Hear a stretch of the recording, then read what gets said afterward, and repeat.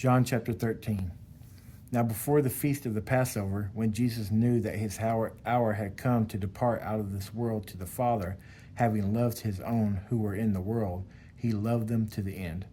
During supper, when the devil had already put it into the heart of Judas Iscariot, Simon's son, to betray him, Jesus, knowing that the Father had given all things into his hand, and that he had come from God and was going back to God, rose from supper.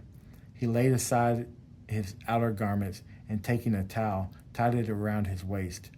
Then he poured water into the basin and began to wash the disciples' feet and wipe them with the towel that was wrapped around him. He came to Simon Peter and said to him, "Lord, do you wash my feet?" Jesus answered, "What I am doing you do not understand now, but afterward you will understand." Peter said to him, "You shall never wash my feet." Jesus answered him, "If I do not wash you, you have no share with me." Simon Peter said to him, "Lord, not my feet only, but also my hands and my head." Jesus said to him, "The one who is bathed does not need to wash except for his feet, but is completely clean. And you are clean, but not every one of you." For he knew who was to betray him. That was why he said, "Not all of you are clean." When he had washed their feet and put on his outer garments and resumed his place, he said to them, "Do you understand what I have done to you? You call me teacher and Lord, and you are right, for so I am.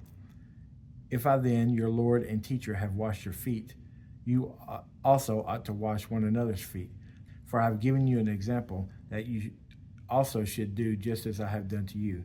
Truly, truly, I say to you, a servant is not greater than his master, nor is a messenger greater than the one who sent him. If you know these things, blessed are you if you do them. I am not speaking of all of you. I know whom I've chosen. But the scripture will be fulfilled. He who ate my bread has lifted his heel against me.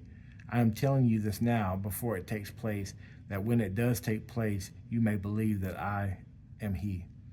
Truly, truly, I say to you, whoever receives the one I send receives me, and whoever receives me receives the one who sent me." After saying these things, Jesus was troubled in his spirit and testified, "Truly, truly, I say to you, one of you will betray me." The disciples looked at one another, uncertain of whom he spoke. One of his disciples, whom Jesus loved, was reclining at the table at Jesus' side. So Simon Peter mentioned to him to ask Jesus of whom he was speaking. So that disciple, leaning back against Jesus, said to him, "Lord, who is it?" Jesus answered, "It is he whom I will give this morsel of bread when I have dipped it." So when he had dipped the morsel, he gave it to Judas, the son of Simon Iscariot. Then after he had taken the morsel, Satan entered into him. Jesus said to him, "Whatever you're going to do, do quickly." Now no one at the table knew why he said this to him. Some thought that because Judas had the money bag, Jesus was telling him, "Buy what you need for the feast," or that he should give something to the poor. So after receiving the morsel of bread, he immediately went out, and it was night. When he had gone out, Jesus said, "Now is the Son of Man glorified, and God is glorified in him. If God is glorified in him, God will also glorify him in himself, and glorify him at once. Little children, yet a little while I am with you. You will seek me, and just as I said to the Jews, so now I also say to you, where I am going, you cannot come. A new commandment I give to you, that you love one another, just as I have loved you. You also are to love one another. By this all people will know that you are my disciples, if you have love for one another."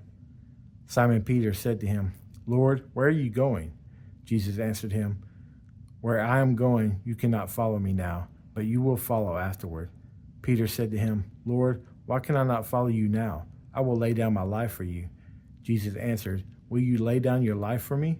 Truly, truly, I say to you, the rooster will not crow till you have denied me 3 times.